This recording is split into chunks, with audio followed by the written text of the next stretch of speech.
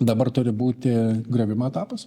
Tiesiog sistema pati natūraliai turi sugriūti. Turėjo būti du scenarijai. Pirmas scenarijus tai yra ir toliau išrenkami demokratai ir mes toliau saldžiai degraduojam. Vis tiek būtumėm pasiekę. Nu, kaip tas narkomanas, Va, kiekvieną dieną gaunam dozę. Fainai, sakom, ten jo. Rytoj mesiu. Būtent jo. 100, 200, 500 lyčių, viskas fainai, mes visi herojai, ta prasme, tik tai pas mus viskas nupjauta, bet čia jau kita tema. Bet vis tiek būtume dar iki to paties pabaigos. Trumpo dabar paskirtis, kas man labai patiko, jo pradžia, ta prasme, buvo staigiai sugriauti, bet Trumpui kažkodėl dabar bent jau pritrūko gazo ir jisai nedrįsta toliau griauti.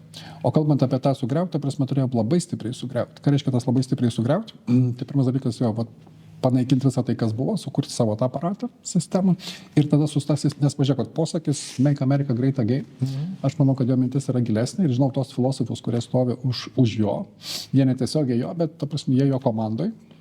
Turėtų būti pilnas pasaulio ekonomikos resetas, pilnas. Taip. O tai reiškia, doleris nebėra ta valiuta, į kurią mes čia visi kabinamės. Tai va, į tą pusę spaudžių turėjo būti toks didžiulis boom ir dabar Trumpui neužteko vidinės jėgos ar kažko tai.